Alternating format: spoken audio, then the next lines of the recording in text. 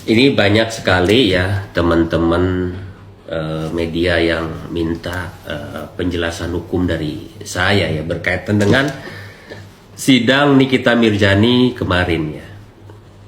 Itu merupakan sidang perdana terkait pembacaan dakwaan yang dilakukan oleh jaksa penuntut umum ya. Dan kebetulan saya juga hadir gitu. Saya mengikuti sidang walaupun tidak sepenuhnya ya. Namun dari sidang itu gitu loh. Kalau menurut saya ya, menurut analisa saya itu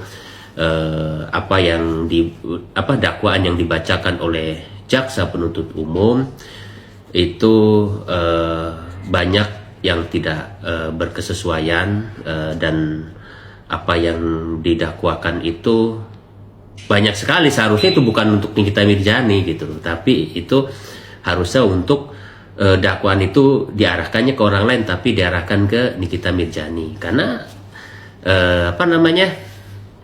Nikita Mirzani sendiri kan tidak secara langsung ya enggak gitu loh, jadi ada Mail dan sebagainya gitu, tapi dakwaan itu lebih kental seolah-olah Nikita Mirzani yang melakukan. Dan yang paling membingungkan ya, selama ini kan terkait Nikita Mirzani ini didakwa atau dituduhkan dengan pasal pemerasan ya. Pemerasan yang ancaman 9 tahun penjara. Ya enggak, pasal 368 Kitab Undang-Undang Hukum Pidana ya.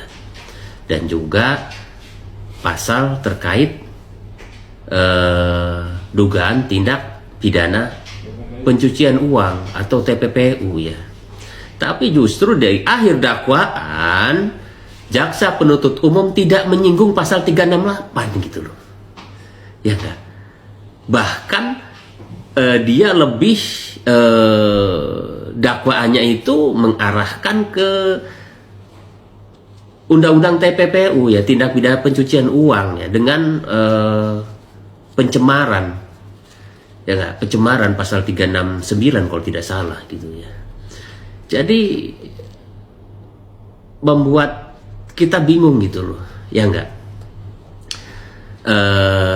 Terkait pasal yang di awal yang disangkakan 368 itu tidak hadir gitu dalam dakwaan yang dibacakan. Karena itulah pidana awal yang menjerat Nikita Mirzani hingga dia ditahan gitu loh. Karena ancamannya kan 9 tahun. Ya enggak. Kalau pencemaran 369 kan sekitar 4 tahun. Harus tidak ditahan ya. Dan TPPU itu adalah tindak lanjut atau pasal yang mengikutinya setelah ada pidana awal gitu loh. Bagaimana dalam dakwaan itu dituduhkan Nikita Mirzani mendapatkan uang itu dengan jalan kejahatan, tapi tidak disebutkan gitu loh. Kejahatan apa gitu kan? Ya enggak, harusnya kan disebutkan kalau memang itu merupakan pemerasan dan ancaman ya, pasal 368 kan jelas gitu loh. Tapi lebih mengarah pada pasal dugaan tindakan TPPU-nya. Jadi kalau saya lihat ya, dakwaan yang dibacakan kemarin itu sedikit membingungkan dan menurut analisa saya ya,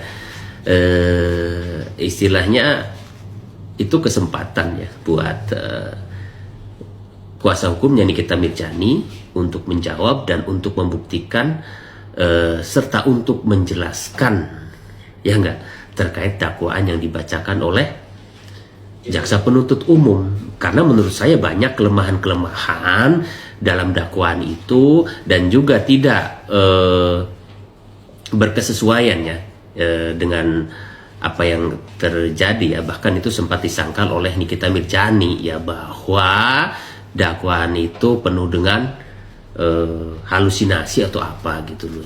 Jadi seperti itu. Jadi kita yakin ya, selagi pengacara Nikita Mirzani ya enggak bisa menyajikan gitu loh bukti-bukti dan keterangan-keterangan yang menghantam atau yang bisa istilahnya melawan dakwaan dari jaksa penuntut umum, saya sih yakin ya Nikita Mirzani bebas. Kalau soal kirim surat bang ke Presiden Prabowo? Ya, kalau terkait kirim surat ke Prabowo itu kan upaya lain ya yang dilakukan oleh warga negara ya terhadap pemimpin tertingginya, terhadap presiden ya. Dan itu tentu harapannya agar proses persidangan, proses hukum yang menimpa Nikita Mirzani ya itu tidak ada intervensi dari pihak manapun, dan kita yakin bahwa Pengadilan Negeri Jakarta Selatan akan mengawal, akan memproses persidangan ini dengan adil dan profesional, seperti itu.